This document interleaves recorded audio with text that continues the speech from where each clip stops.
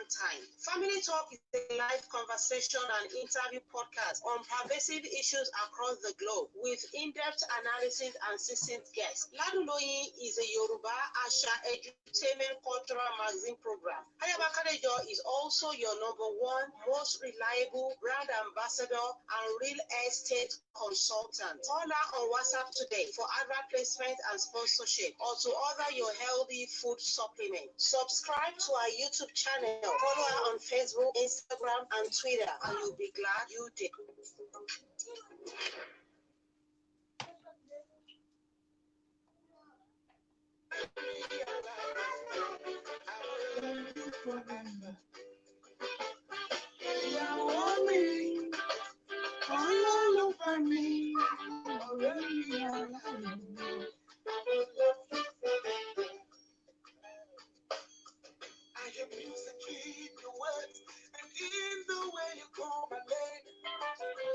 Let me tonight.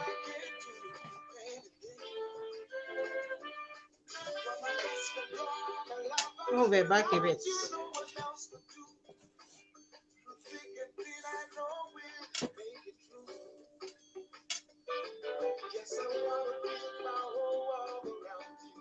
Yeah, turn away.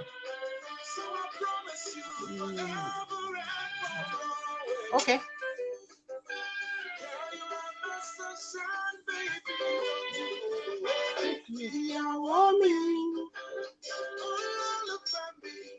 Ọ̀rọ̀ ìyàwó la fẹ́ sọ lórí ètò lónìí. That's Timi Dakolo ìyàwó mi. Hello, good evening, ladies and gentlemen. I want to welcome you to another interesting edition of Family Talk. This is your girl, this is your friend, this is your sister, Islamia Ayaba Kadejo. We have a lot of things to talk about tonight. Ọ̀rọ̀ tá fẹ́ sọ ó pọ̀ díẹ̀. A máa sọ̀rọ̀ nípa Lizzy Anjorin, ìyàwó number 6. Not really about her, really, but there's a particular angle that I want us to look into as mothers, as ladies, as women, as parents. That is number 1. And again, we are going to be talking about our lovely sister Towobola. That was she was humiliated, right? But the humiliation is actually for Oweye Wycliffe, as he calls himself, because at the end of the day, everything is now turned against him. As usual on Family Talk, we always talk about these things to look at, okay, what lesson can you pick from that situation? So in case of another time, in case it happens to me, in case it happens to you, kí la máa ṣe, lesson wo ni a máa la referee pick in bed. And of course, we are going to be saying our goodbyes, good nights. Rest in peace to Tolulope Arotile. We all know our story. And if time permits, ó wà important, kò tún wà important. Àwọn tó ń dákú ṣeré, tó rò pa gọ̀, tó dẹ̀ jẹ́ pé àwọn gangan ni ọba gọ̀. We are going to talk about them. So let us start with Lizzy Anjorin. So was it how many days now? We woke up to the good news that Lizzy Anjorin is now married to the love of her life. But did we have up to 24 hours? Ká tó tún máa gbọ́ pé ìyàwó number 6 òun náà ni Lizzy Anjorin lọ ṣe. Ẹni tó bá sọ pé ta ló ń jẹ́ Lizzy Anjorin, definitely Yorùbá tá fi ń ṣe program lénìí náà kò gbọ́ nìyẹn, kò mọ̀ nìyẹn, kò sí ìdáyàn mọ̀ débẹ̀ nìyẹn. Àní lọ sí pé who is Lizzy Anjorin and all of that. We are not going to waste our time on that. Wọ́n ní ẹni tí Lizzy Anjorin fẹ́ ó ti níyàwó bíi 5 tẹ́lẹ̀. My lovely sister Bekis má fẹ́ Fágbèmí, sister Ọmọ́tókẹ́ Miriam, Dr. Munirat Ogunlaye, welcome on board. Lizzy is number 6 wife. Yes, ma, that's what they said. So I'll be getting into that in a while. Wọ́n ní ìyàwó number 6 òun ni Lizzy Anjorin ni ó lọ ṣe. But I can tell you authoritatively on the program tonight that she's actually number 3, but she is the only legal wife. Okay, not number 6. The husband has 2 wives before her, and they have children. They have 5 children, 5 children from 2 women that he was not legally married to. Lizzy Anjorin is now wife number 3 traditionally, but legally wife number 1.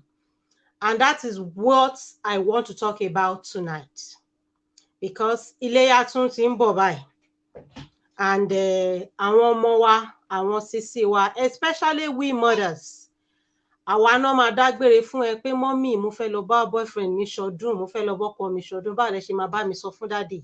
Wọ́n máa ní má wọ́rì, ṣe bọ́kọ mi ni, má wọ́rì. Àwọn náà máa bá a parọ́ lọ́dọ̀ dádì pé wò ọ̀dọ̀ ẹ̀gbọ́n mi ni mo ti fẹ́ kí ọmọ yìí kó lọ ṣọdún, ilé boyfriend ló ń lọ. Ó máa ròmàlà, ó máa ti débẹ̀ láti 2 days ti Iléyá báyìí, láti Wednesday ló ti máa débẹ̀. Ó máa ròmàlà, ó máa fọṣọ, ó máa lọṣọ, ó máa pè wọ́n láǹtì, ó máa pè wọ́n ní bọ̀dá, ó máa ṣe everything. And this is what is becoming a norm in our society. Our ladies, they just pack their things from university. The moment they're in university, maybe the first year, second year, wọ́n ti kúrò ní hostel, wọ́n ti lọ ń bá boyfriend gbé. Bàbá ò ní tètè mọ̀, ìyá ti mọ̀. Ó ti lọ wò ní school, ó ti rí pé ó ti move lọ síta. A ní hostel wà conducive. Ó ti lọ síta, ibẹ̀ ló máa gbé tó fi máa ṣe tán. Tó bá parí service ẹ̀ náà, ibẹ̀ ló máa padà sí, and they are not married. She's going to get pregnant in the process. Ní bàbá tó máa mọ̀ pé ẹ ta wá lọ́kọ. Ọkọ tó dẹ̀ ti rí ìyàwó Sarah.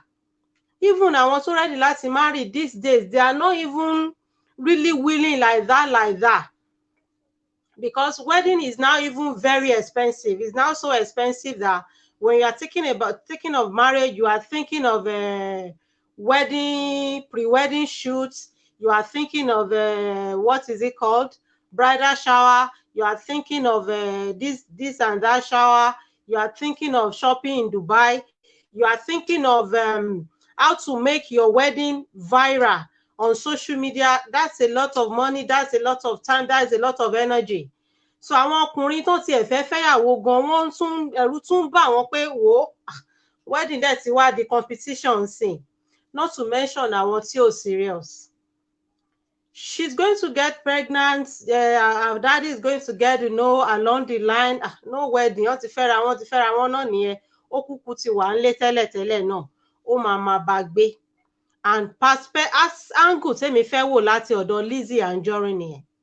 According to her, ó ní òun ní ìyálé méjì tóun mọ̀. But àwọn méjèèjì yìí náà tán jẹ́ ìyálé, they are not even married to the husband legally. So ní abẹ́ òfin sìn tá bá fẹ́ sọ̀rọ̀, Lizzy Anjorin nìkan ni she is the only legal wife of her husband. Can we blame her for that? She knows what she wants. She went for it. And she even dated this guy for close to 14 years. So what are we talking about? She knows what she wanted. And she waited.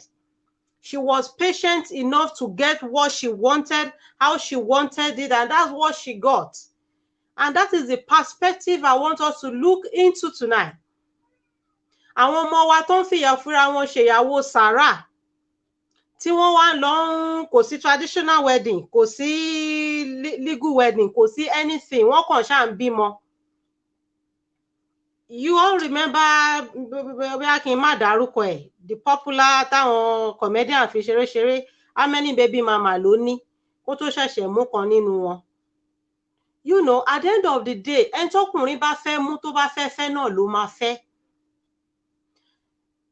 When Lizzy came with the pictures, with the video of her wedding and all that, this lady ran to bloggers with pictures of their children.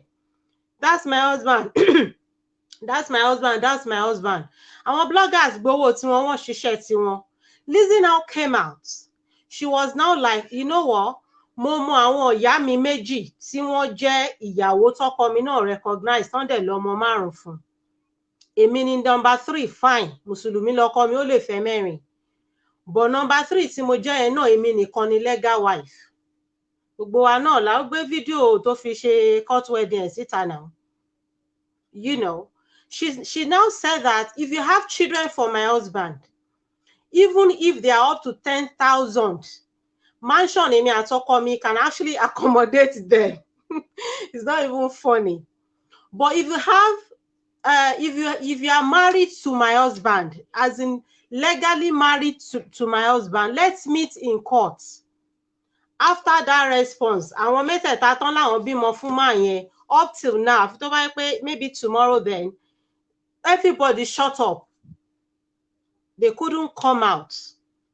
Ó possible kan bímọ fún, ó possible kan jọ fẹ́ra wọn, but báwo ni wọ́n ṣe fẹ́ra wọn? Àwọn màmá tí àwọn first and second wife tí Lizzy gangan fúnra rẹ̀ recognize as àwọn ìyálẹ̀ tó lóun tẹ̀ mú wọn ní màmá, òun ò mú wọn ní ìyálé. What happened? Àwọn yẹn tiẹ̀ ṣe traditional wedding. So Lizzy Anjorin náà mọ̀ pé traditionally gan òun náà ni number 3. But lábẹ́ òfin lọ́dọ̀ government òun ni number 1, òun ni one and only. Tí èèyàn bá tiẹ̀ ò dẹ̀ wá lọ sí registry, mi ò lọ, àbí for religious whatever, àbí for anything. Jẹ́ kí any man you are going to have a child for, let him ask for your hand in marriage legally. That is what they call family pedigree. That is what they call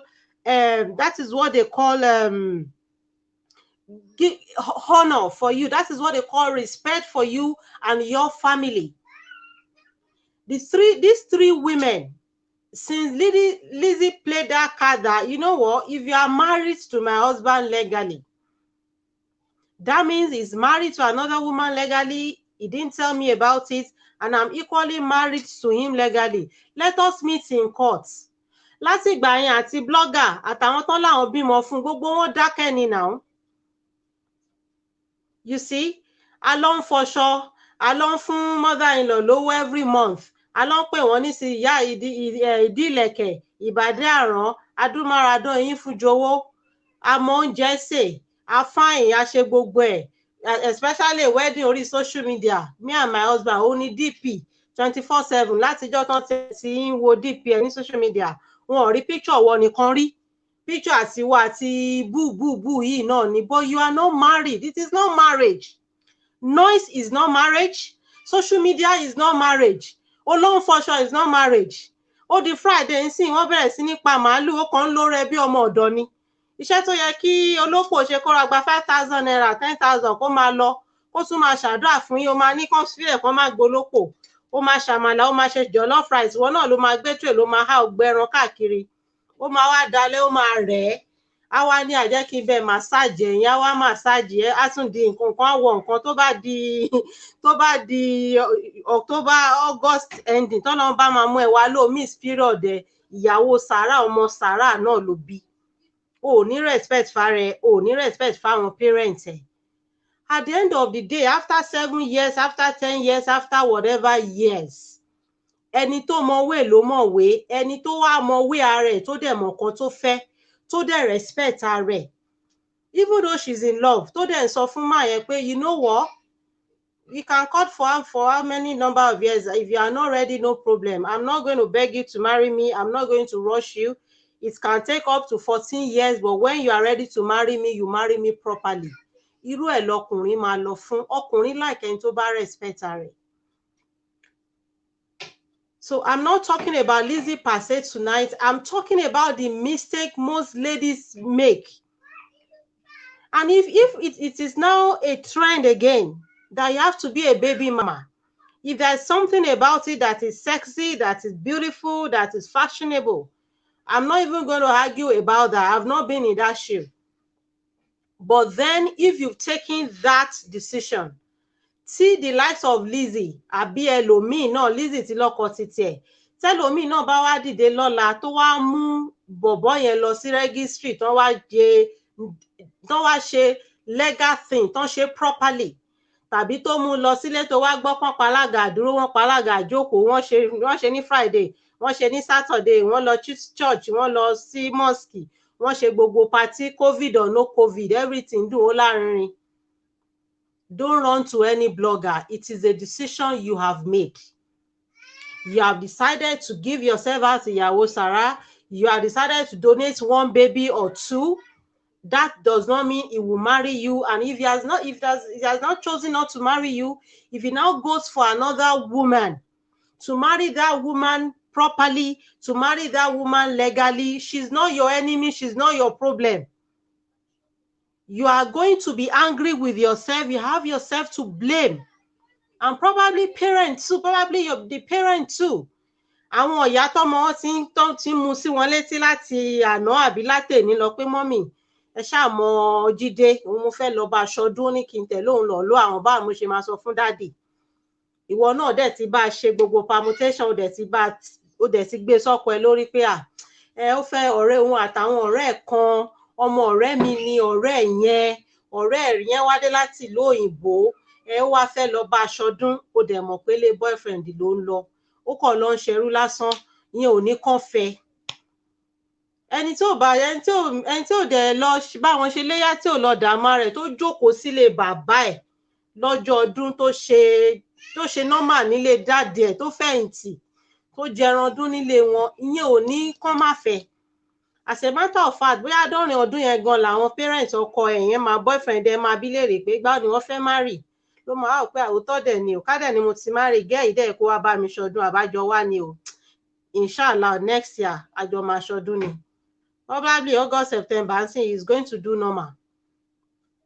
So you move into living with a guy, to cook for him, to make food for him, to sleep with him, to clean the house, clean the toilet, do his laundry, do the dishes, and whatever you want to do. Like a maid, it is just your decision. You have only decided to make yourself a maid. It doesn't make you a wife. Okay? It doesn't make you a wife. As a matter of fact, gan, àwọn legal wife gan sì gan wọ́n máa gba olóko, wọ́n máa bá wọn dáná ọdún, wọ́n máa gbọ́ ọmọ ọ̀dọ̀ tó máa bá wọn ṣiṣẹ́ wọn ni. So all those things you are doing, it is just your choice. It does not make you a wife. And so that is what the angle I want to talk about from Lizzy's case. We as parents, let us check our daughters. Let them respect themselves. And tó bá fẹ́ ọkọ, you see, marriage is going to be forever. If you get it right early, fine. If you get it right late, fine. The best thing is just to get it right. Finally, when you get it right, it is beautiful, it is lovely, it gives you peace. You are just on top of the world. It is worth waiting for. But when you rush and you think if you do this, you do that, láti year 2, year 3, ló ti ń lọ ń bá gbé nínú ilé, ló ti ń lọ ń fọṣọ, ló ti lọ ń ṣẹrú. At the end of the day, nǹkan téèyàn bá rí gan ní chipping gbà míì, nǹkan tó bá téèyàn bá rà ní sales, àbí bed and select gan, èèyàn máa ń lò nílò wọlé náà ni. But when you are dating a guy, you are dating him properly, and you make him realize that no matter what we do, I'm not bringing my things to your house until you come to meet my parents and we do the right thing. I'm not having any child for you. I'm not getting pregnant for you until you marry me legally. I'm not going to do that to myself. I'm not going to do that to my parents. I respect myself so much. I respect my family name so much to do that to us. Tó bá ti mọ̀ ẹ́, if he is serious, you will know. Tó bá dẹ̀ dáhùn tó máa ń kàn propose, tó máa ń sọ̀rọ̀ ìyàwó obìnrin di Lord of the Ring ni, ìgbà tí wọn náà bá gbé sọ́wọ́ títí, you will have seen the handwriting on the wall. You will know when to walk away. If this one is not serious, another one is very serious and is willing to do the right thing. Why would the so-called baby mama, 3 of them, suddenly we saw pictures of them, pictures of them with the guy, Lizzy's husband and their children and all that. But the moment Lizzy responded that, you know what, if I have children for my husband, bring them. I don't have any issue with them, even if they are 10,000. Our mansion is big enough to accommodate them.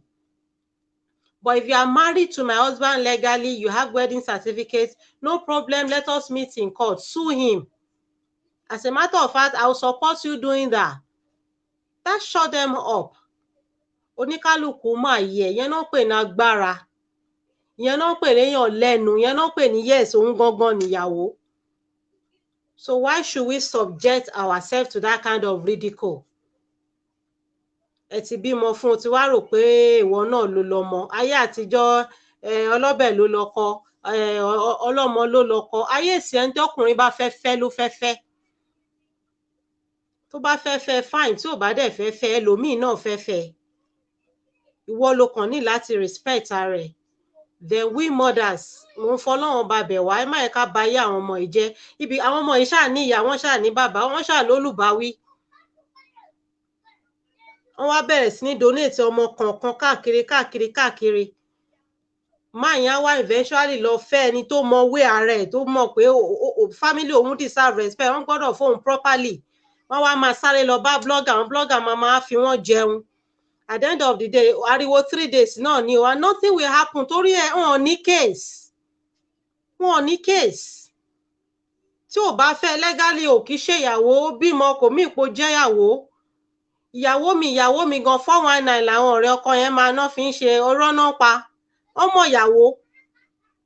Ṣé àwọn baby mama tí ò lè sọ̀rọ̀ mọ́ ń sìn tí Lizzy shut wọn up? Ṣé àwọn ọ̀rẹ́ ọkọ Lizzy ò mọ̀ wọ́n ni? Wọ́n mọ̀ wọ́n náà tó bá jẹ́ pé wọ́n exist. Ìgbà tí wọ́n tiẹ̀ lè bọ́ta mọ́ ń sìn gan wọn exist náà ni. Ìyàwó mi, even yọkọ ìyàwó mi náà máa lọ fọṣọ, máa lọ ṣọmọ ọ̀dọ̀. Enough of that, all that rubbish. Ayé ò ṣerú ẹ̀ mọ́. Ayé ti move on ju síwájú jù yẹn lọ. Àwọn obìnrin gan, we want to live our own life. Okay, there are so many boxes to tick. Beauty, tickets. Sex, tickets. Food, kitchen, okay, tickets. What else? We are not limited to that. Ó mèrè ṣe, ó mọ oúnjẹ sè, ó fine. No, we are more than that. Women now, brain, amatic, skill, amatic, millions wa gan, billionaires, amatic, àwa gan ma make owó wa. If you give us money, it is extra. If you don't give us, we are okay. If you need money, we are even ready to support you. Ibi tóbìnrin wà ń sìn nìyẹn. Ọlọ́run foríjì Tolulope Arotile tó kú. Look at her. Look at her profession. Look, unfortunately, wọ́n kàn cut life ọmọ yẹn short ni. Ibi táwọn obìnrin lọ nìyẹn. There is nothing that you think you are a man, you can do it that we don't want to do. During the COVID, nsìn la rí pé táwọn billionaires wá bẹ̀rẹ̀ sí ní bọ́ síta tán fún federal government lówó. La rí gbogbo àwọn táàtẹ̀ morúkọ wọn, Dangote nìkan la máa ń gbọ́. Àṣé wọ́n pọ̀. Tán bẹ̀rẹ̀ sí ní fún wọn 1 billion, 2 billion tán fún federal government kan fi support the nation during the COVID. At the end of the day, obìnrin mélòó la rí ń bẹ̀? Àwọn obìnrin gan fẹ́ pé orúkọ wọn táwọn billionaires ní Nàìjíríà all over the world. Tán bá ń list àwọn ọkùnrin, a fẹ́ kán máa list orúkọ àwọn obìnrin náà. That is where we are. We are not just about beauty, about sex, about fashion. No. Box mẹ́ta yẹn nìkan kọ́ la fẹ́ tick. A fẹ́ tick so many boxes. Kó lọ ní thousands of boxes la fẹ́ máa tick. Yes, we are there. So we are not going to waste our time and live our life like bóyá máa ti oyún mọ́ lọ́rùn. He doesn't want to be serious. I will set him up. I will get pregnant for him. Kò work fáwọn ọkùnrin yẹn mọ́. You get pregnant, ó kàn wẹ́ kó donate ni. Fúnra rẹ̀ gan ló máa tọ́. As a matter of fact, màmí àti bàbá ẹ̀ tán bá múra dáadáa, wọ́n máa lọ bẹ family ẹ̀ kó gboyún lọ́wọ́ ẹ̀ ni. They will have to beg. What a ridicule. You know. So láyé ìsìn kò fẹ́ fẹ́ mi, mo máa lóyún fún, mo máa tì mọ́ lọ́rùn. It doesn't work again. If he wants to marry you, he knows what to do. Let him do it. If he wants to marry you, he knows your parents. Let him go and ask for your hand in marriage properly. Let him respect your parents. Let him respect you. Thank you, Sister Rukoya. You get pregnant for a man now to tie him down. You got pregnant for yourself. It is your child. He doesn't want to know. Before you put to bed, he's going to take another woman to the altar legally. The rubbish has to stop. What is it called? Man of picture blackmail. How many days not lo picture lot of blogger from Lizzy Anjorin? So change anything ni. Ó fún wọn ní few hours, be 24 to 48 hours. Láti wò pé kí ló ń ṣẹlẹ̀. The moment she came out tó fún wọn ní joker pé okay ẹnì ṣó ní court ẹ bá ní wedding certificate lọ́wọ́ mi ní problem pẹ̀lú yín but tó bá jẹ́ ọmọ ni ẹgbẹ́ wa máa tọ́ èmi ní legal wife gbogbo wọn dákẹ́ ni now. Ẹ jọ̀ọ́ àwọn obìnrin especially our mothers ẹ jẹ́ ká correct kíní ní society wa. Ẹni tó ti mọ boyfriend ọmọ ẹ̀ ibo ló ń lọ mò ń lọ sọ́dọ̀ boyfriend mi mo fẹ́ lọ ṣe weekend ẹ jẹ́ ká bẹ̀rẹ̀ sí ní stop ẹ̀. Ẹni tó ń lọ ṣe weekend lọ́dọ̀ ẹ̀ yẹn if he's serious enough to be sleeping with you he should be serious enough to come and do the right thing. If there's nothing we can do as mothers àwa la nílé. Since in all sincerity most of bàbá ò mọ nǹkan tó ń lọ in all sincerity like 85% of àwọn bàbá yẹn they don't even know, they don't have a clue. Àwọn bàbá mi mọ̀ o but 85% of them ò ní clue nǹkan tó tiẹ̀ ń lọ. So if you are ready to stop it pé okay nísìnyí tó bá tún ti lọ ń ṣe weekend lọ́dọ̀ idiot kan mo máa jẹ́ kí bàbá ẹ mọ̀ àti gbogbo àwọn tó mọ̀ tó wáyé kó fi pé ẹnu mi ò ká ẹ. Tó bá stop ó wá ṣe weekend ni mọ́mì mi ní tó bá fẹ́ mi èmi gan dẹ̀ ti gbà bẹ́ẹ̀ tó bá fẹ́ mi kò ní kí n máa wá ṣe weekend fẹ́ mi pátápátá kí n kó gbogbo ẹrù mi wá sílé ẹ̀ not just for weekend. Àwọn náà máa mú ìgbà yẹn la máa mẹ́ni tó serious. So ẹni tó bá serious á fẹ́ á ṣe the right thing. Kò ní donate ọmọ kan káàkiri. At the end of the day tí ò bá wá fẹ́ á ti di kí ni wọ́n máa ń pè wọ́n nọ́ọ̀sìn after two á ṣẹ̀ṣẹ̀ máa wá ronú pé one thing is kó tiẹ̀ ti di sisi kò tí ì marry ó ti wá di baby mama ń sìn ó ti di after one ó tún ní tag lára á tún wá wà more desperate. We don't need all that. Ladies, let us learn from this Lizzy Anjorin case. Look at how the noise came. Wow, like the heaven was going to fall. At the moment she said, let's meet in court if you have wedding certificate, it shut them up. Legal wife níjọba mọ̀, àwọn méjì tó dẹ̀ lóhùn recognize, àwọn náà ló mọ̀ pé okay, mo mọ̀ first wife, mo mọ̀ second wife, any other person, àwọn mẹ́ta tó kù tẹ́ fi ń kà wọ́n fún márùn-ún, tẹ́ fi sọ pé number 6 ni mí, I don't know them. 3 of them can come out or we can meet in court. But tó bá jẹ́ ọmọ náà bí fọ́kọ mi náà fi rò pé mo gbọ́kọ mi ò gbọ́kọ mọ́ wọn lọ́wọ́. Tí wọ́n bá bímọ, they had their chance to marry him, to let him marry them legally if they wanted. I know what I wanted and I went for it. You can't blame me for that. Why should we blame her for that? So that is that about the Lizzy issue. Kí Ọlọ́run bá kí ó ṣàánú wa, Ọlọ́run jẹ́ kí àwọn ọmọ yẹn gbọ́, kí àwa ìyá náà ká dẹ̀ ṣojúṣe wa, ká má máa tijú láti bá àwọn ọmọ wa sọ̀rọ̀, àwa la bí wọn. Kò bá jẹ́ billions ló ń fún wa lójoojúmọ́, àwa sì la bí wọn. You know, ẹ jẹ́ kí á guide àwọn ọmọ yẹn. At the end of the day, kó bá máa di pé ọmọ máa máa ṣépè fún ìyá, ìyá gan máa máa ṣépè fọmọ. Ìyá tí ò bá ṣojúṣe lórí ọmọ ẹ̀ tó ń bò láṣìírí níbi tí ò ti yẹ kó bò láṣìírí, ibi tó yẹ kó pariwo síta kóhun àti bàbá jọba wí tó ń fọwọ́ pa á lórí, wọ́n máa jà túká gbẹ̀yìn ni. Ó máa máa ṣépè gbẹ̀yìn ni pé mọ́mì ló ba ayé òun jẹ́. Let me read some comments before we go to Towobola's issue. Sister Biki says she played her card well. Oh, she knows her rights. Lizzy is smart anyway. They couldn't outsmart her. I am telling you, she knows what she wanted. Mommy Oyesomi Fatima, spending weekend with boyfriend is ungodly. Thank you, ma. Apart from that, it is not wedding. It does not make you a wife. It is even ungodly. You can see, àwọn mommy wa, àwọn grandma wa non sọ̀rọ̀ yẹn. It is ungodly and we should not allow it as mothers. Kò pọ́n wa lé. Our ladies, do you hear now? Stop shebe. My darling sister Tinu, stop shebe. Carry your load. Carry your load. Ní exactly sister Motoke, olóyún fara ẹni, ìwọ ló máa dá nǹkan ẹ̀tọ́. Àwọn ọkùnrin ayé àtijọ́ ó ti lóyún a máa fẹ́, àwọn ọ̀sìn á ní òun ò bẹ ṣàdéhùn wedding náà ni. So she accomplished at a young age, yet some will waste their years away after some man who is not ready to settle down. Exactly, my sister. It's a close sister of my own sister got married yesterday. Happy married life to her. She's 48. Yesterday was also her birthday, and she got married. And this is a woman that is so blessed. But you know what? Despite age, she didn't push herself. She believes in love, and she waited for the right man.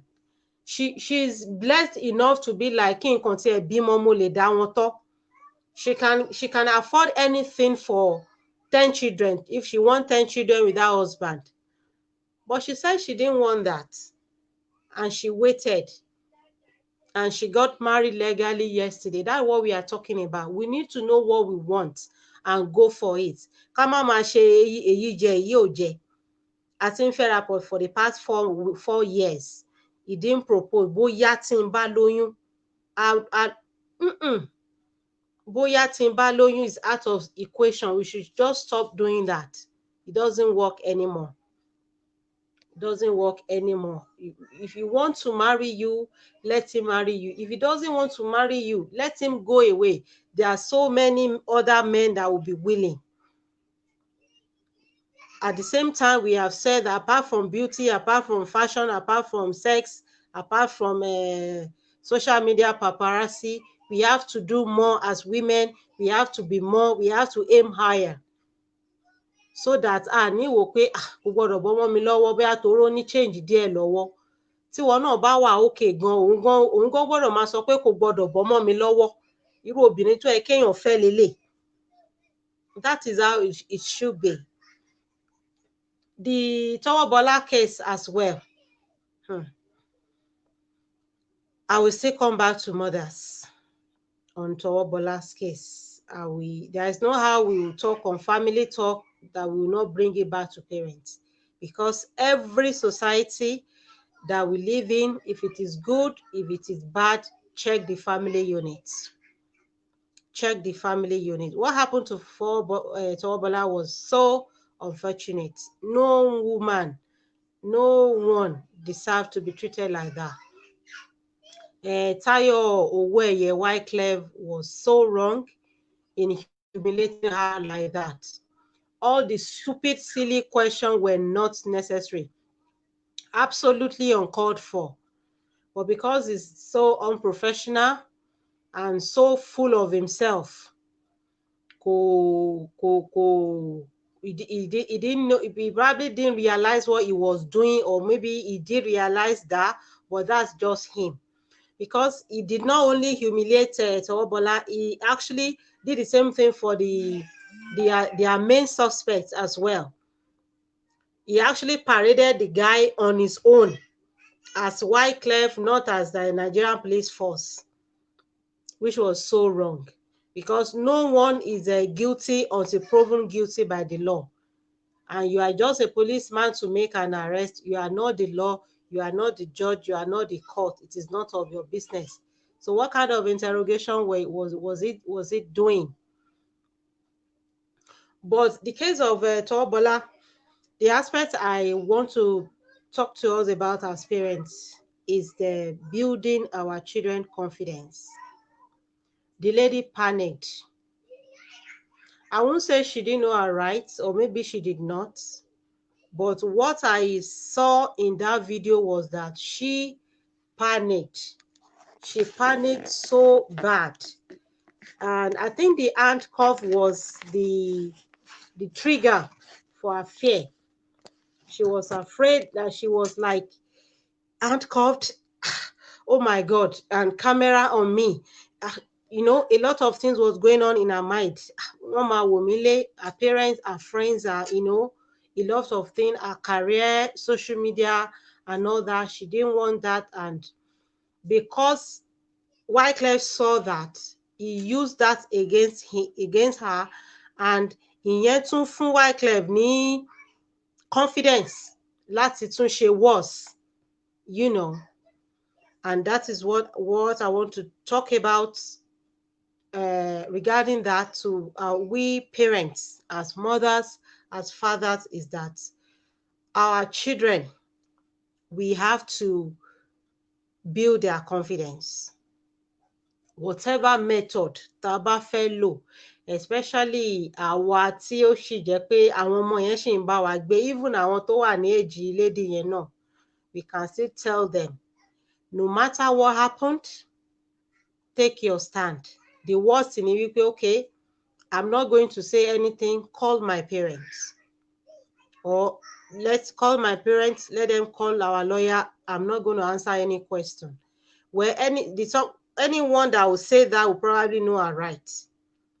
But the fear of, okay, hitting her, camera on her face and all that, gbogbo yẹn náà, the lady panicked.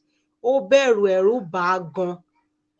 So as parents, I just want to appeal to us, pé ká tún try more láti jẹ́ kí àwọn ọmọ wa kí wọ́n ní confidence.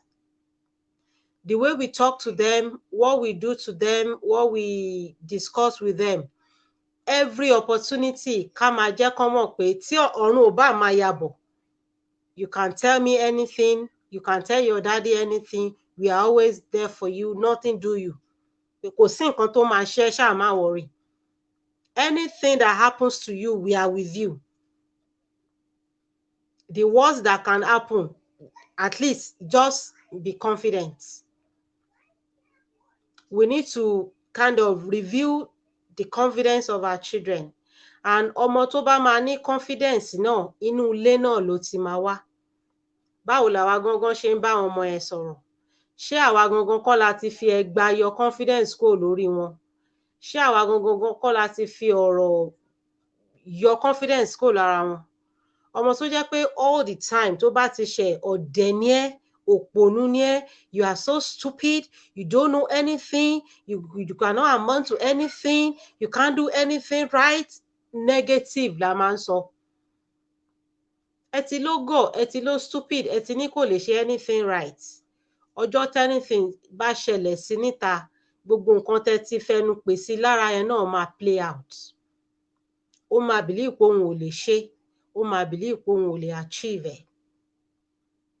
Àwọn ọmọ míì dẹ̀ wá, even nǹkan tí wọn ò lè ṣe, wọ́n máa sọ fún wọn pé kí ló dé, ó ti bẹ jù, calm down. Ó believe pé òun lè ṣe. Because our parents ẹ̀ ti jẹ́ kó mọ̀ pé there is nothing, absolutely nothing you can't do. If you get it wrong first time, try again, try again. You don't have option A and B. You have option A to Z. Not just option 1, option 2, no. You have countless options. You try this option, it doesn't work, try another one. You are the best. You can do anything you set your mind to. Ìyẹn náà ló wà lórí ẹ̀. That is one lesson tí mo fẹ́ kí a mú dání lórí ọ̀rọ̀ lady yẹn. Mo rí ọmọ náà gẹ́gẹ́ bí ẹni tí ó bẹ̀rù, ẹ̀rù ló fà nǹkan tó gbogbo bó ṣe ń sọ̀rọ̀ boyfriend whatever happened to her sexual life and all that. She did all of that out of fear. Then I'll still come back to us as mothers. Àwọn tí ọmọ wa ń tẹ̀lé, ìrìn táwọn ọmọ wa ń rìn, mélòó nínú ẹ̀gbọ́n pàápàá la mọ̀. Àwọn young girls yìí, we need to be telling them and repeating it. Gbogbo social media guys náà kọ́ ló wà suitable fún wọn. Gbogbo ọkùnrin tó pàdé lórí city tó kàn park sí wọn lẹ́gbẹ̀ẹ́, where are you going? Òrùn yìí pọ̀, jẹ́ kí n fẹ́ ní ride, jẹ́ kí n gbé ẹ̀, jẹ́ ká exchange number, jẹ́ ká jọ máa sọ̀rọ̀, jẹ́ ká jọ máa fẹ́ra. Gbogbo wọn náà kọ́ ló ní sincere intention. Gbogbo wọn dẹ̀ kọ́ léèyàn gidi. So part of relationship tó yẹ ká build, especially àwọn tán ti ní ọmọ tó dàgbà díẹ̀, tán ti ẹ̀dẹ̀ tán ti rò pé okay, any moment from now gan ó máa ní boyfriend, òun ni ká jẹ́ kí wọ́n mọ̀ pé anything at all, èèyàn wá bá ẹ pé òun fẹ́ fẹ́ ni o like ẹ, o like ẹ, you have to discuss with me. I am here to guide you. You know, ká ní pé ọmọ tó ti ní that kind of training, even irú nǹkan tó ṣẹlẹ̀ sí, tó bá jẹ́bi tó lọ láàárọ̀ ọjọ́ yẹn, ó láàárọ̀ ló ń jí débẹ̀, Wyclef ní ó sùn bẹ̀, kò tẹ́ ṣe business ẹ̀. Ọmọ yẹn láàárọ̀ ọjọ́ yẹn ló ń débẹ̀, ó ní òun fẹ́ ra bàtà lọ́wọ́ òun, ó dẹ̀ ní kóun tún wá bá òun ṣe oúnjẹ. Ká ní pé ó ní àwọn parent tó dágbére fún ilé tán mọ̀ rin ẹsẹ̀ pé okay, boyfriend mi tí mo sọ fún yín pé mo meet àti ń date ara wa whatever, mo fẹ́ lọ sọ́dọ̀ ẹ̀ ó ní kí n wá bá òun ṣoúnjẹ this is 8 màá lọ títí 2 màá dé. Ká ní màmá ẹ̀ mọ ibi tó wà lọ́jọ́ yẹn, panic tó wà lára ẹ̀ lọ́jọ́ ńgbà tí Wyclef gbé ìranu ẹ̀ dé kò ní tó bẹ́ẹ̀ toró mọ̀ pé òun ò yọ́ wá síbẹ̀. Màmá ẹ̀ ó dágbére ńlé, ó dágbére fún màmá ẹ̀, ó dágbére fún àǹtí ẹ̀. My point is that part of nǹkan tó tún máa irú ọmọ bẹ́ẹ̀ nǹkan tó tún máa fún ní confidence ni pé tó bá ní parent tó ń bá sọ̀rọ̀ tá a dẹ̀ mọ orin ẹsẹ̀ àwọn ọmọ wa. So tá bá ti mọ orin ẹsẹ̀ wọn tá mọ ibi tán lọ tá dẹ̀ ní open relationship tá ní friendly relationship enough for them to tell us everything. Níbi tí wọ́n lọ yẹn tẹ́nìtì bá tiẹ̀ wá ṣẹlẹ̀ sí wọn níbẹ̀ ọkàn wa tiẹ̀ kọ́kọ́ balẹ̀ pé mọ́mì mọ̀ pé mo wà ń bí everything is going to be fine. But tó bá ti jẹ́ pé relationship ta ní pẹ̀lú wọn gan àmọ́ orin ẹsẹ̀ wọn ẹlòmíì gan fọmọ sí school first year tó ti kọ́kọ́ wọlé ló ti mọ hostel tó wà second year third year tọ́mọ fi graduate kó padà lọ wò ó a ní kò ń ṣọmọdé ó máa wà okay. Ọmọ tó mọ̀ pé ẹ̀kẹ́ ẹ̀ fóun kò sẹ́ni tó ń wá òun náà kí ló fẹ́ máa sọ̀rọ̀ pé òun ní boyfriend òun fẹ́ lọ sọ́dọ̀ ẹ̀ òun fẹ́ lọ kí ọ̀rọ̀ yín ò ní débẹ̀. But ọmọ tó bá mọ̀ pé every time màmá òun care any moment gan ni màmá lè wọ school pé mo wá wẹ̀ náà ni mo wá kí ẹ náà ni. Even nǹkan tó bá fẹ́ kúrò ní school ó fẹ́ lọ bọ́ọ̀rẹ́ ẹ̀ ṣe patí ni ó fẹ́ lọ sọ́dọ̀ boyfriend ní àtẹ̀ kọ́kọ́ máa dọ́gbọ́n pè náà pé mọ́mì ṣe wà okay kíní àtẹ̀ ẹ̀dọ́gbọ́n bó tiẹ̀ jẹ́ kó sọ pé bòmíì lòun lọ kó jẹ́ bòmíì lọ àti ẹ̀ sì jẹ́ kán ní clue pé okay at this particular time òun ò ní sí ní school ọ̀bọ̀ òun ò ní sí níbi tó yẹ kó ibi tó ń gbé. You know, let us have this kind of because of all these yahoo guys ritualists and all that and they have a way of enticing these young ladies. You know, they just have a way of getting them one way or the other. So tí lady yẹn la rí another one náà go on another one náà ṣẹlẹ̀ lọ́wọ́lọ́wọ́ báyìí tó yẹ pé orí social media orí street náà òun gan ó ń fọ̀ lọ́wọ́lọ́wọ́ báyìí náà ni to a total stranger tó jẹ́ orí bande dẹ̀ ni relationship míì náà social media náà ti máa pàdé wọ́n dẹ̀ máa wá meet later tó dẹ̀ máa work but how many of it? Ẹ jẹ́ ká try a lot àwa tá a ti ní àwọn ọmọ tó ti ń dàgbà she could have been killed although not kan ti tú lórí bọ̀bọ̀ yẹn but ó sọ sense kan bẹ́ẹ̀ pé the guy do you know is a thief do you know is a kidnapper is a ritualist tó bá jẹ́ òótọ́ ló ń sọ anyway because àmọ́ kan tó wọ́n ń trade bọ̀bọ̀ yẹn náà fún àmọ́ kan tó ṣe but tó bá jẹ́ pé òótọ́ náà ni she exposed herself to danger. Anything could have happened to her if the guy didn't mean well for her. You know, so everything comes back to family units. Who are the family units? Our parents àtàwọn ọmọ wa náà ni. Whatever happens in the society, is a reflection of what is happening in our homes. Let us try as much as possible. Tọ́mọ bá ti ń dàgbà, ó máa date èèyàn, ó máa marry, ó máa lọ náà ni. It's normal, it's natural. But at the same time, it is still our job, it is still our responsibility, our duty to guide them, to be there for them, and to make ourselves open for discussion, for conversation on their fears, on their challenges, on their joys, their happiness, whatever is happening to them. Tọ́mọ bá tiẹ̀ wá jáde tí nǹkan kan bá tiẹ̀ wá ṣẹlẹ̀ sí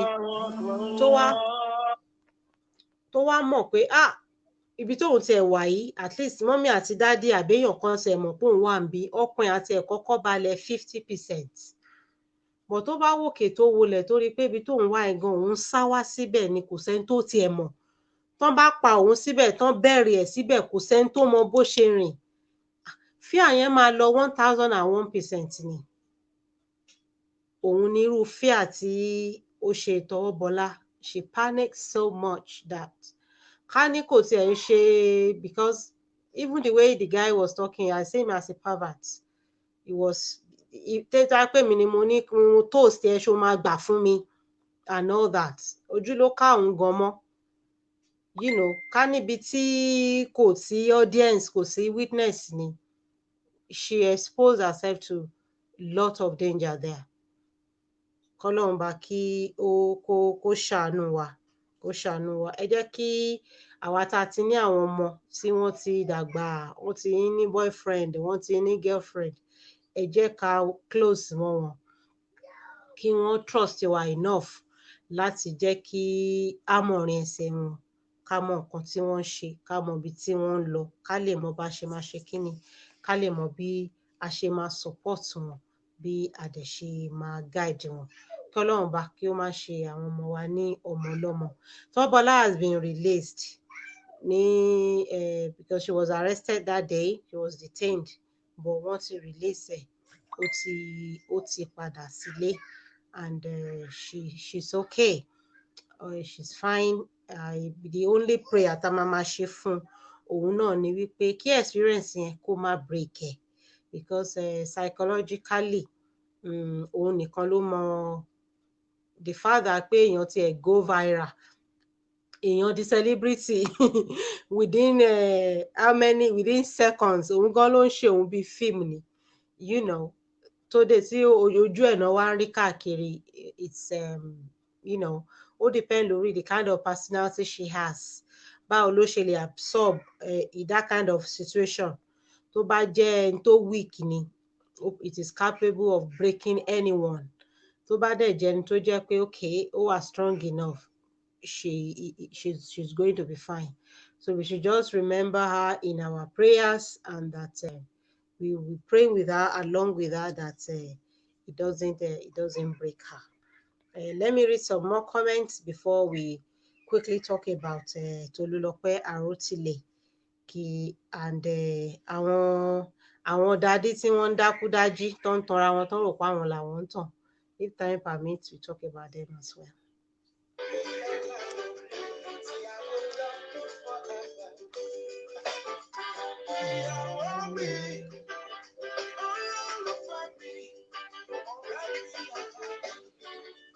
Sister Rukoya said that there's an Instagram post showing the messages he sent to the lady wanting to take advantage of her after the arrest. I saw that coming.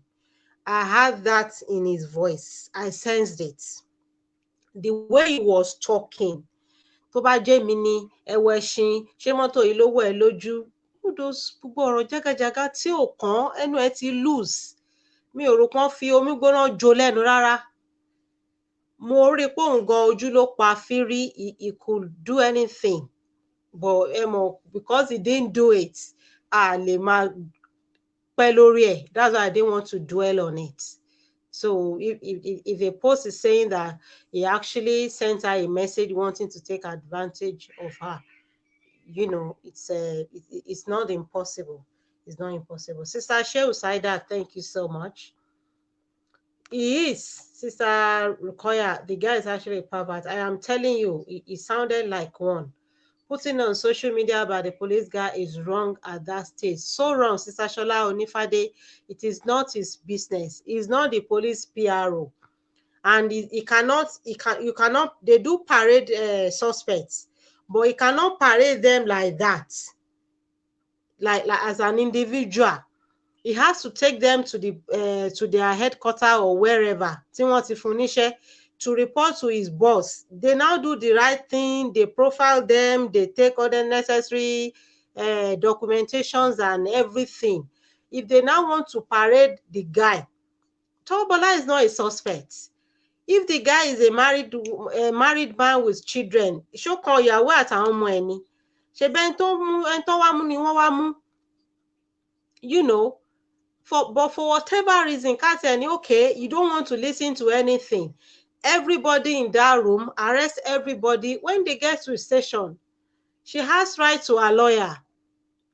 And she will explain herself, and you will do your investigation. And if you find her guilty, you know what to do legally. And if she's proven not to be guilty, you let her go. Whether as the main suspect or even the girlfriend of the suspect, he had no right parading them on social media, recording it, and just posting the video online like that. Like as if there is no caution, there is no one to caution him, like as if there is no protocol, no procedure. Ó kàn ṣáà ṣe jágajàga tó wù ú. Because when you see is a social media page náà, jágajàga tó máa ń ṣe náà nìyẹn. Ó kàn máa post picture, ó kàn máa ní ṣé òun fine, ṣé òun wà okay, ṣé nǹkan tóun wọ̀ lénìí wà okay, kán wo bàtà tóun wọ̀, like ẹni tí ò tiẹ̀ níṣẹ́. Gbogbo content social media tá rí náà kò ó ní kébékèbé náà ni. Ẹni tó like kó máa show off pé àwa náà ni àwa ni àwa ni all the time náà ni. Kébékèbé yẹn náà ló bá débi tó mú fóònù tó bẹ̀rẹ̀ sí ní ṣe nǹkan tí ó yẹ kó ṣe. She was threatened without anyone around. She must have feared for her life, but she would have had the confidence truly if the family were aware of her whereabouts. Exactly, Sister Bekis. If her family knew where she was at that time, that fear would be reduced 30 to 40%. But she was afraid maybe the guy will kill her, maybe the guy will rape her, maybe the guy will. She was answering those questions, hoping to impress him so that he will not post that video on social media. Part of her fear was what eventually happened.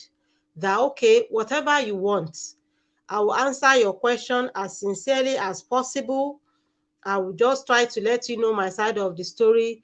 Just pardon me. And she actually said that,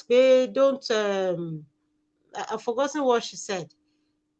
And that was when it was now saying, I will show you on CNN, I'll do this and do that. All those were just uncalled for, unfortunately. And we are hoping that soon enough, we are going to get updates on the Oweye, aka Wycliffe, that appropriate sanction has been imposed on him because he has to pay. He assaulted her. At a point, he hit her. That was when he started recording anyway. He actually hit her. She fell down, and he now asked her to get up again and face the camera. So that means he physically abused her and even emotionally abused her. He humiliated her. So a lot of charges, and he has to pay for that. And we are not going to keep quiet until that is done. They said investigation is on, but let them conclude their investigation, and we are just waiting. Maybe he's not a police. No, she said, Shehu Sadat is a police officer. He's a police officer. So we are just waiting for what the Nigerian police force are going to come up with as a necessary sanction for him. My baby, you are my sunshine, my love and my essence. There's no one like you. My baby, you are my sunshine, my love and my essence. There's no one like you.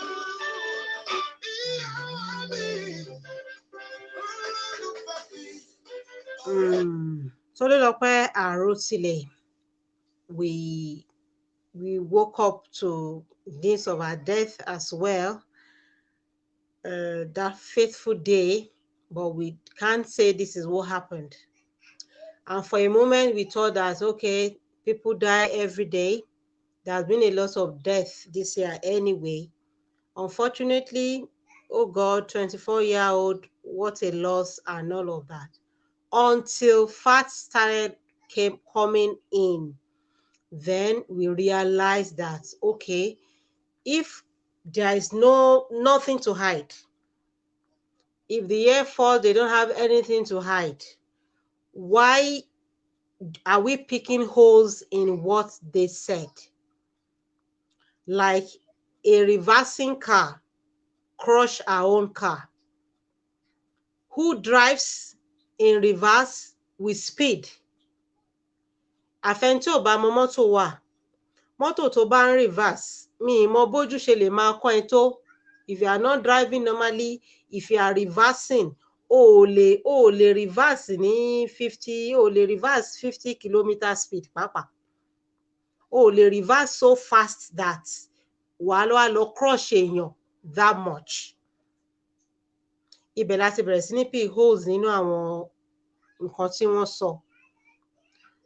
That secondary school mates and all that. Then the shocking one táwa fi wò pé definitely kí ló dé tán ṣe ń parọ́. Òun náà ni classmate ẹ̀ tí wọ́n wá ní ọmọ classmate ẹ̀ kan ó ti rí.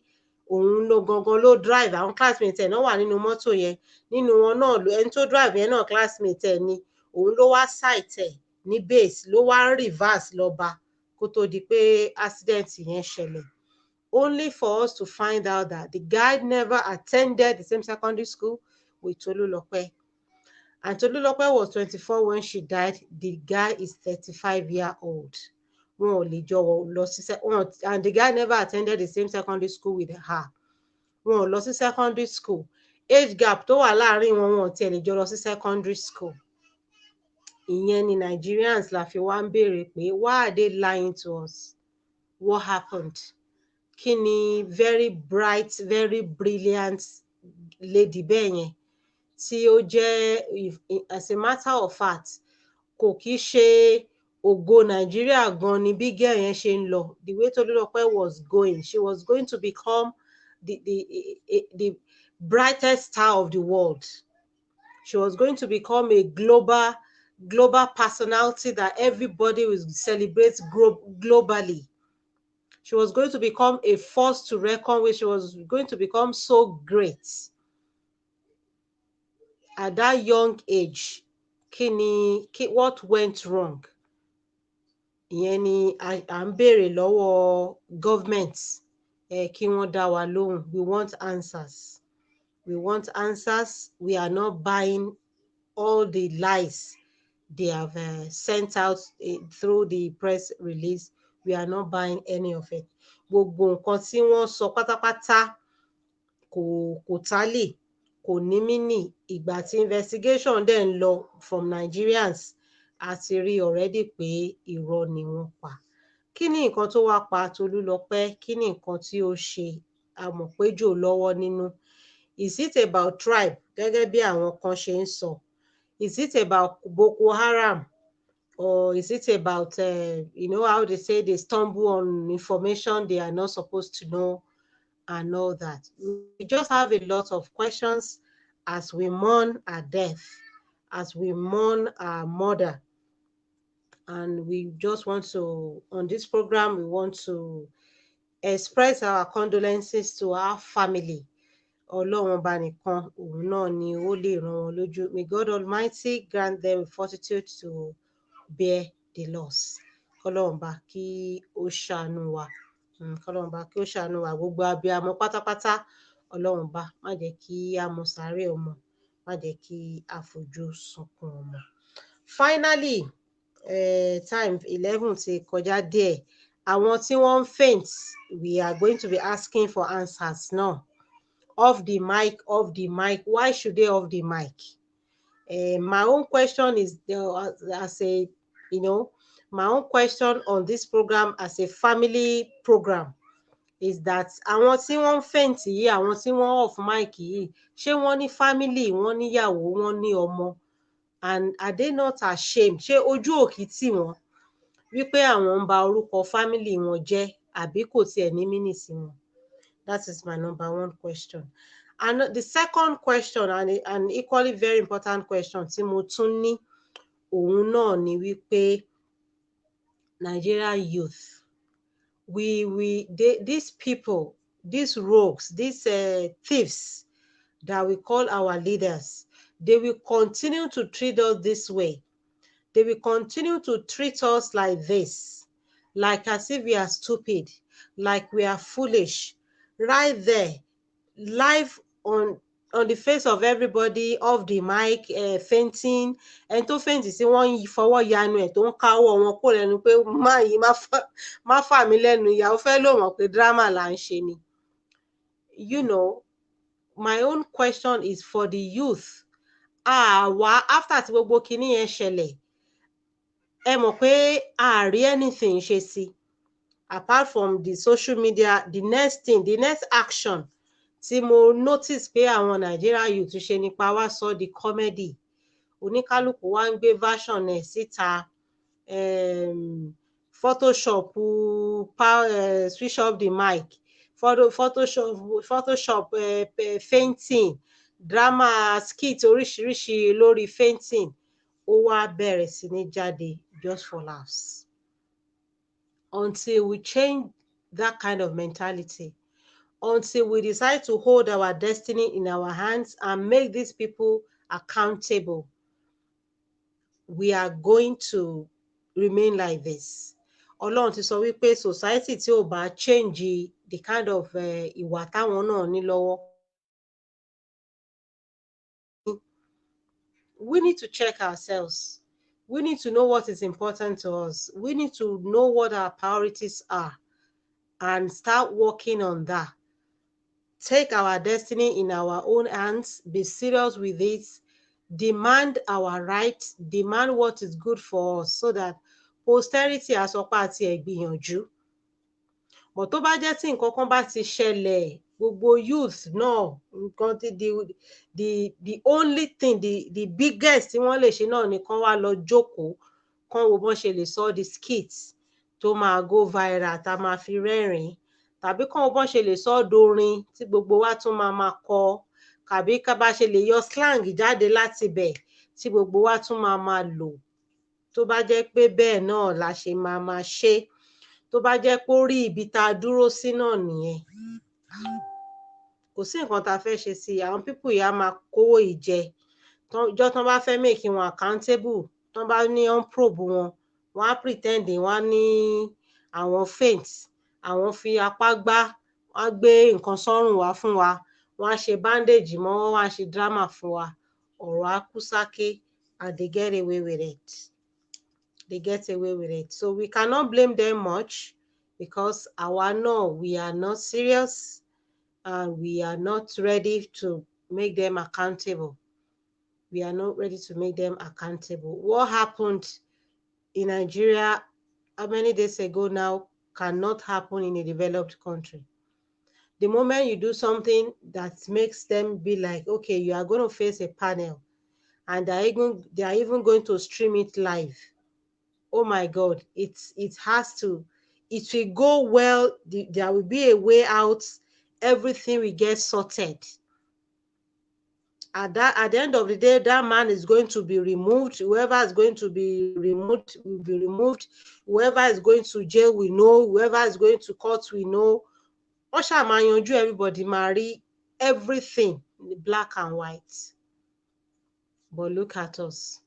Even the media gan máa dìde, wọ́n máa ṣe oríṣiríṣi láti fi fínà mọ́ wọn táwọn gan máa regret ẹ̀. Fúnra ara wọn gan náà máa bẹ̀rẹ̀ sí ní resign. But our own media in Nigeria, gbogbo àwa journalist gan, iṣẹ́ tó máa mówó wá gan làwa gan fẹ́ ṣe. A ready láti ṣe any private investigation tó máa cost wa lówó from our own pocket. Politician ta fẹ́ kọ article ta fẹ́ kọ fún politician, nǹkan ta fẹ́ ṣe fún tó máa wò pé ó deserve brown envelope, òun gan ni journalist gan fẹ́ ṣe. Then what are we talking about? Lórí ta ṣe ń pariwo. It means we are not ready. It means we are not hurting. It means it's okay for them to continue to treat us like that. When we decide enough is enough, we are going to take action that will say that enough is enough, and they will get the message. But until then, we will continue to enjoy the skits. We continue to share the Photoshop, whatever, that will make us laugh. We continue to take slang out of it, turn off the mic, use it as slang, and, you know, a máa sùn lébi. Àwọn tó fẹ́ kú torí 5,000 naira hospital bill tí wọ́n rí san, àwọn náà ẹ̀mí wọn á máa waste. Àwọn tó yẹ kán kàwé, tó yẹ kán wúlò, àwọn yẹn náà, àwọn yẹn á máa gbé báàgì wọn tó yẹ kán wúlò fún Nàìjíríà. Wọ́n yára máa kúrò Nàìjíríà, wọ́n á máa lọ wúlò fún ìlú bòmíì. Àwa tá a wà táwọn pa fẹ́ padà sílé, àwa náà yá máa review nǹkan tá à ń rò lọ́kàn, a yá máa jókòó padà síbi tá a wà. Until we are all ready. God is not going to come down to change our situation until we change it with our own hands. And that is my submission tonight on Family Talk, hoping that ẹni tí ó fẹ́ gbọ́ á gbọ́, èyí tó ní kálukú wa bá dẹ̀ ṣe náà ká máa tẹra mọ́, kọ́lọ́run bá kí kó ṣàánú wa. Ẹ̀gbọ́n mi talented talent Alhaji Taofeek Ọlábọ̀dé Túndé wa alaikum salam wa rahmatullah.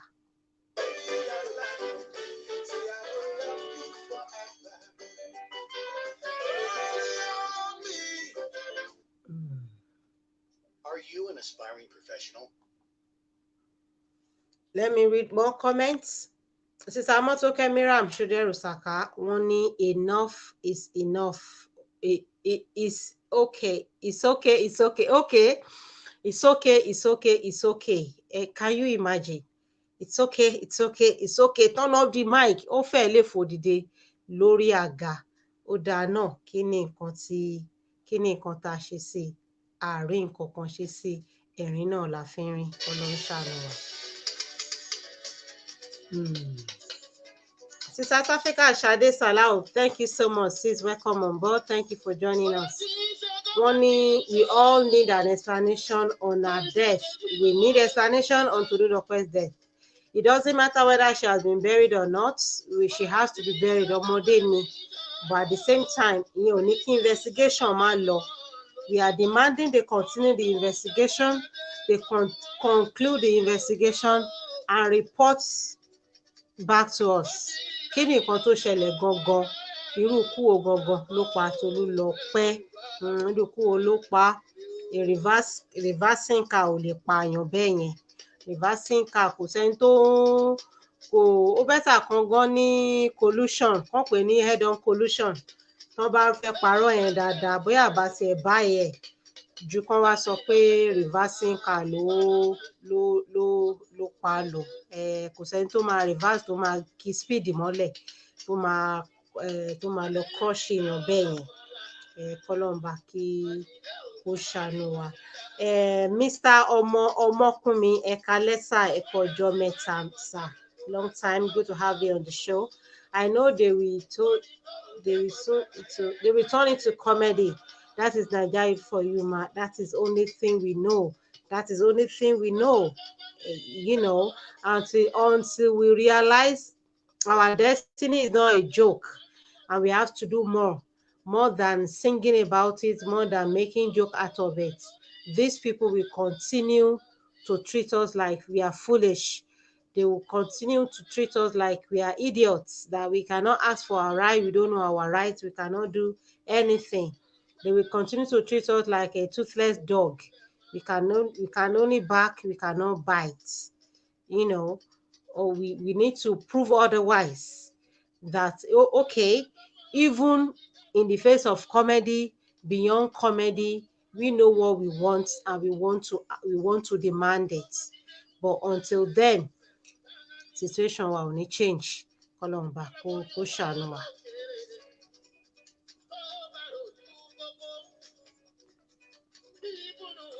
Please share this tonight podcast with your family and your friends and your contacts on your profile. Let everybody benefit from it. As a review lórí ọ̀rọ̀ wa, àwọn obìnrin káyé fi ara wa ṣe sàárà. Káyé rò pé tá a bá lóyún fọkùnrin àti dè mọ́lẹ̀, ó ti wà bẹ́ẹ̀, dandan ni kó fẹ́ wa. Ayé ti yàtọ̀, kò kì í ṣe dandan. Ẹni tó bá fẹ́ wa, ẹ jẹ́ kó fẹ́ wa lọ́nà ẹ̀tọ́. Ká respect ara wa, ká respect family wa. A dẹ̀ sọ̀rọ̀ nípa Towobola náà. A ní pé our parents, we need to do more. Ẹ jẹ́ ká build confidence fún àwọn ọmọ wa. Ká má fi èpè àti negative thoughts àti negative words. Ká má fi yọ confidence kúrò ní ara wọn. Tí àwọn ọmọ wa tí wọ́n bá ní confidence, tán dẹ̀ mọ̀ pé nothing do me. Anything happens, no matter what happens, mommy wà ńbẹ̀, daddy wà ńbẹ̀ fún mi. Anything bá ṣẹlẹ̀ sí wọn níta, irú bí Tolulope ṣe Towobola tó ṣe panic tó bẹ̀rẹ̀ sí ní answer question tó yẹ kó kí dálẹ̀ pé well, it is none of your business, mi ò ní dá ẹ lóhùn, mi ò kí ṣolè, mú mi nìṣó ní police station, mi ò jalè, boyfriend mi ni mo wá kí, mi dẹ̀ mọ̀ pé ẹ̀sìn wa, mi mọ̀ pé ó lè ní. time tí mo disvirgin a sì ń fẹ́ra owó ẹ̀ ni mo rí tí mo ní boyfriend tẹ́lẹ̀ kí ló jẹ́ tá a fi fẹ́ra mọ́, it is none of your business. Ọmọ tó bá ní confidence ló máa lè sọ bẹ́ẹ̀, you know. And again, a sọ pé ká try láti jẹ́ kí àwọn ọmọ wa kán lè máa sọ ìrìn ẹsẹ̀ wọn fún wa. Ọmọ tó bá tiẹ̀ wá land into problem but tó mọ̀ pé ibi tí mo wà àwọn parents mi mọ̀ pé mo wà ńbẹ̀. Even ọ̀dọ̀ boyfriend ẹ̀ ló lọ tá a wà close enough láì jẹ́ pé mo dágbére fún mọ́mísí mi mọ̀ pé mo wá sí ọ̀dọ̀ bọ̀bọ́ ẹ̀. Ọkàn ẹ̀ á ṣì balẹ̀ díẹ̀ yàtọ̀ sí pé kó wòkè kó wolẹ̀ kó tiẹ̀ dá mi tiẹ̀ wá dágbére fẹ́nì kankan. Tán bá pa mí síbi báyìí ta ló fẹ́ mọ bí mo ṣe rìn, you know. Ọ̀tọ̀ níbi tán rò pé mo wà, ọ̀tọ̀ níbi tí mo wà. Kọ́lọ́run bá kí ó ṣàánú wa. Ẹ jẹ́ ká mú àwọn ọmọ wa, àwọn ọmọ ìsinyìí ariwo, ẹgba, gbogbo ẹ̀ kò ṣe bí kò ṣe pé ká fà wọ́n lójú mọ́ra kí wọ́n lè jọ́rẹ̀ẹ́ wa, kí wọ́n lè máa sọ̀rọ̀ fún wa, ká lè mọ̀rìn ẹsẹ̀ wọn, ká dẹ̀ lè guide wọn so that we can help them better, we can love them better. A dẹ̀ tún sọ̀rọ̀ Tolúlọpẹ́ náà Àrótilè, kọ́lọ́run bá kó bá wa ṣàforíjì fún gbogbo àwọn tán bá wà lọ́wọ́ nínú ikú ọmọdé yìí. Àwọn gan ò ní sí àṣírí wọn bá tú ní agbára Ọlọ́run. Finally, a sọ̀rọ̀ àwọn politicians wa, it is not actually their fault. Àwa gangan tí wọ́n ń darí tá a jẹ́ the people of the country, are we ready to take our destiny into our own hands, or are we simply comfortable making skits, making slangs, making music out of our mystery? That is the question we all have to answer on our own and start making a difference. Thank you so much for joining me tonight on Family Talk. Ẹ ṣé gan ni mo dúpẹ́ lọ́wọ́ yín, ẹ kú gbogbo ìgbà. Lọ́jọ́ mẹ́jọ ní agbára Ọlọ́run, like you know how we do it. Family Talk today, next week Saturday, by God's grace, is going to be Ladun Loyin. Then upper Saturday, Family Talk again. That is how we roll. Kọ́lọ́run bá ó ṣe nírọ̀rùn fún wa. Thank you so much. I really appreciate you. Have a pleasant night if it's night time, or have a pleasant day if it is daytime, depending on where you're watching from. Thank you, everybody. Good night.